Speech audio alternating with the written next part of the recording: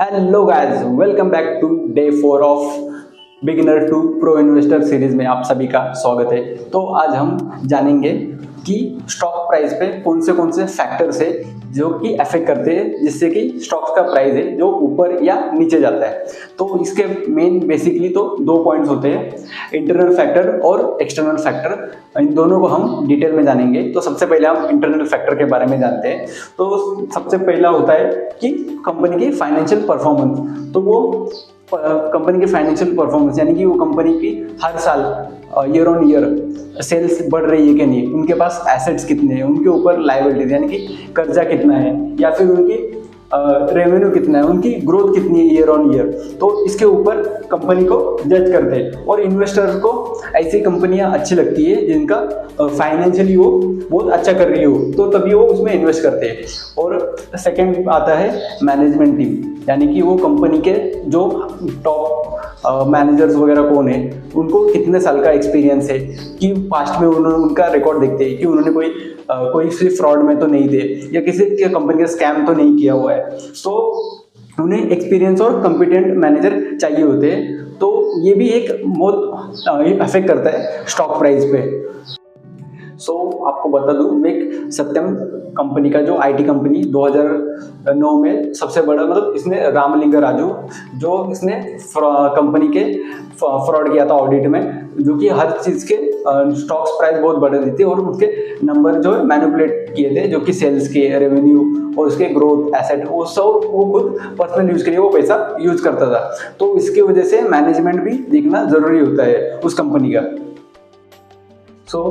उसके बाद आता है थर्ड, जो स्टॉक्स पे अफेक्ट करता है मोस्टली, प्रोडक्ट, उस कंपनी की प्रोडक्ट और उसकी सर्विसेज। तो उसका मतलब कंपनी के प्रोडक्ट की जो क्वालिटी है तो वो एकदम अच्छी होनी चाहिए। जैसे कि बहुत से लोगों को मतलब आईफोन बहुत पसंद है, तो ये मैं एग्जांपल के लिए बता रहा हूँ। तो एप्पल कंपनी का तो वो नाम ही उतना ये हो जाता है कि उस प्रोडक्ट के लिए और कुछ है ही नहीं, उसके लिए लोग प्रीमियम प्राइस भी पे करते हैं, 6-6 घंटा लोग लाइन में खड़े रहते हैं। और दूसरा एग्जाम्पल दूँ जो कि सर्विस के लिए, तो मारुति के मतलब हर जगह आपको सर्विसिंग सेंटर मिल जाएंगे। तो मारुति की मतलब पूरे इंडिया में फैला हुआ है, मारुति सबसे बड़ा है सर्विसिंग में। और ये एक इम्पोर्टेंट फैक्टर होता है, अगर उसके प्रोडक्ट या फिर सर्विस दोनों भी अच्छे रहेंगे तो इन्वेस्टर उस कंपनी में इन्वेस्ट करना पसंद करते हैं। और उसके बाद आता है इंडस्ट्री आउटलुक। तो 4 नंबर, तो इंडस्ट्री आउटलुक मतलब क्या, ऐसी कंपनियां जो कि फ्यूचर में जो इन्वेस्ट करे, यानी जैसे कि अभी एग्जांपल दूँ, करंटली तो इलेक्ट्रॉनिक्स जो ईवी के व्हीकल्स है उसके ऊपर जो इन्वेस्ट कर रहे हैं। अभी तो सबसे ज़्यादा नंबर 1 पे जो काम कर रहे हैं वो टाटा वाला की कंपनी है, फिर महिंद्रा भी है। तो ऐसे ईवी पे मतलब इलेक्ट्रिकल 4 व्हीलर बना रहे हैं वो लोग, और इलेक्ट्रिकल बाइक, स्कूटी फॉर, तो ईवी वाला एक फ्यूचर जिसमें इन्वेस्ट कर सकते हैं। तो और एक है जो एआई, जहाँ के अपने यहाँ पे तो इतना काम नहीं हो रहा है एआई पे, लेकिन बाहर के एक देश में कंपनियां बहुत सी एआई पे फोकस कर रही है, तो ये भी हमारे यहाँ पे आ सकता है। तो ईवी से रिलेटेड बैटरीज भी आती है ईवीज के, तो वो बैटरी कंपनियों में भी इन्वेस्ट कर सकते हैं। तो इन्वेस्टर को फ्यूचर में ऐसे जो ग्रोथ दिखे तो उसमें वो इन्वेस्ट करना पसंद करते हैं।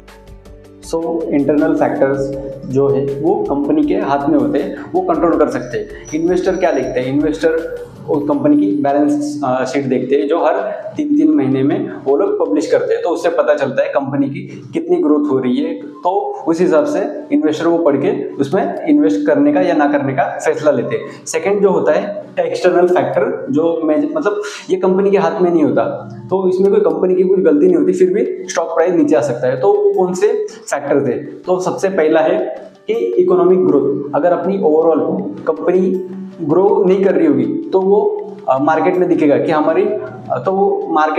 हमारा स्टॉक प्राइस जो शेयर मार्केट का जो इंडेक्स है वो ऊपर नहीं जा रहा है, तो वो निगेटिव में है। तो इसका इफेक्ट भले कंपनी अच्छा कर रही होगी फिर भी वो शेयर्स पे दिखेगा, वो पूरा शेयर मार्केट ही डाउन में होता है। और इसके साथ ही बाहर के जो इन्वेस्टमेंट है वो हमारे यहाँ पे नहीं आती, जो फॉरेन इन्वेस्टर होते हैं। तो उसके बाद है इंटरेस्ट रेट। तो सेकेंड, इंटरेस्ट रेट जो आरबीआई कंट्रोल करता है, अगर आरबीआई ने इंटरेस्ट रेट्स बढ़ा दिए तो इसका स्टॉक मार्केट पे निगेटिव इम्पैक्ट होता है और वो उसकी वजह से स्टॉक प्राइस जो है नीचे जाते हैं। तो और दूसरा ये इसमें ये भी है कि इसमें अगर उनको मार्केट ऊपर लेके जाना होगा तो इंटरेस्ट रेट्स कम कर देंगे। तो इंटरेस्ट रेट्स कम करेंगे तो कैसा, लोग ज़्यादा खर्चा करना चालू कर देंगे, लोन आपको कम इंटरेस्ट रेट्स पे मिलेंगे। तो होम लोन या फिर पर्सनल लोन की इंटरेस्ट कम हो जाते हैं, तो लोग ज़्यादा से ज़्यादा लोन्स लेते हैं और ज़्यादा से ज़्यादा स्पेंडिंग करते हैं। तो इसकी वजह से अगर वो तो क्या करेंगे, वो लोग उतना पैसा आएगा तो वो खर्चा करेंगे, वो कंपनी के यानी कि प्रोडक्ट्स वगैरह बाय करेंगे, तो उसके हिसाब से वो कंपनी की ग्रोथ होती है, उनके अगर सेलिंग, उनका सेल बढ़ता है। तो और इसके इंटरेस्ट रेट्स में मतलब फिर लो हो जाने के बाद पब्लिक, ये भी इन्वेस्टर इसमें भी इन्वेस्ट क्यों करते हैं, क्योंकि इंटरेस्ट रेट्स कम होते तो उनको उतना रिटर्न वहाँ पे बॉन्ड्स में वगैरह अच्छा नहीं मिलता। तो वो अगर अच्छा इंटरेस्ट रेट्स चाहिए, सॉरी अच्छा प्रॉफिट चाहिए स्टॉक, तो उसे स्टॉक मार्केट में इन्वेस्ट करना होगा। और थर्ड फैक्टर है जो अफेक्ट करता है वो है इन्फ्लेशन। सो इन्फ्लेशन तो अफेक्ट करता है अपने कंपनी को। अगर इन्फ्लेशन अपना ऊपर रहेगा ज़्यादा तो वो भी स्टॉक्स की प्राइस को है वो नीचे लेके जाता है। तो ये कंपनी के हाथ में नहीं रहता है, ये पूरी तरह से गवर्नमेंट कंट्रोल करती है। जब इन्फ्लेशन हाई होता है तो कंपनी के प्रॉफिट्स डाउन हो जाते हैं, क्योंकि इन्फ्लेशन बढ़ता है तो वो उस हिसाब से प्रोडक्ट के प्राइस उतना इंक्रीज नहीं कर सकते, उनके लिए उन्हें स्लो प्रोडक्ट के प्राइस बढ़ाने रहते हैं। सो फोर्थ पॉइंट है जो कि एक्सटर्नल फैक्टर में जो इफेक्ट करता है स्टॉक्स पे, उसका है political and economical news. Also, political and economical news can also affect stock prices. For example, अगर वहाँ पे कोई स्टेबल गवर्नमेंट नहीं है या फिर वॉर लाइक सिचुएशन है तो भी स्टॉक मार्केट नीचे जा सकता है। तो वो उसके हिसाब से फिर हर स्टॉक के प्राइस भी नीचे जाते हैं। तो एग्जांपल अभी आप देख ही रहे होंगे, इजराइल और हमास का जो वॉर चालू है, या फिर ऐसे कहीं पे भी कुछ भी बैड न्यूज़ आती है पूरी कंट्री के में, कहीं पे भी कुछ हो तो वो हमारे स्टॉक्स पे शेयर मार्केट पे अफेक्ट करता है। अगर कई यूएसए का इंटरेस्ट रेट बढ़ गए तो भी वो हमारे इकोनॉमी पे अफेक्ट करता है, क्योंकि हम और उनके साथ हमारे कुछ ना कुछ बिजनेस करते हैं, कुछ ना कुछ लेते हैं, ऑयल एंड गैस, और हम कुछ इंपोर्ट करते हैं वो वहाँ से, ये दोनों चलते ही रहता है। तो इसके लिए हमारे शेयर मार्केट सब एक दूसरे से लिंक है। और इसके बाद पांचवा आता है इन्वेस्टर सेंटिमेंट। तो ये फाइनल फैक्टर है जो कि अफेक्ट करता है स्टॉक प्राइस को।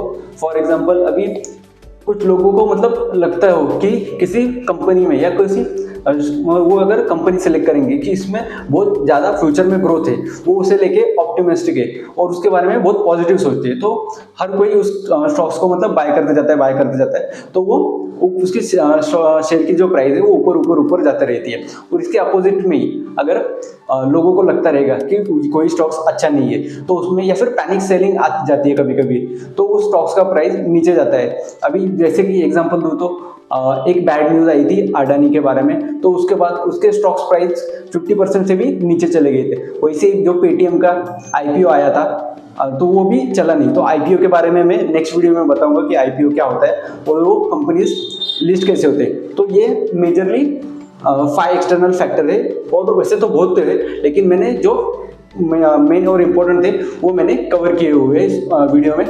तो अब उम्मीद करता हूँ आप सभी को ये वीडियो अच्छा लगा रहेगा। तो ये सीरीज फॉलो कीजिए और आप अपने दोस्तों के साथ शेयर कर सकते हैं। और कुछ भी आपके डाउट रहेंगे तो कमेंट में लिखिए, तो मैं उन्हें वहाँ पे रिप्लाई देने का ट्राई करूँगा या फिर नेक्स्ट वीडियो में कवर करने की पूरी कोशिश करूँगा।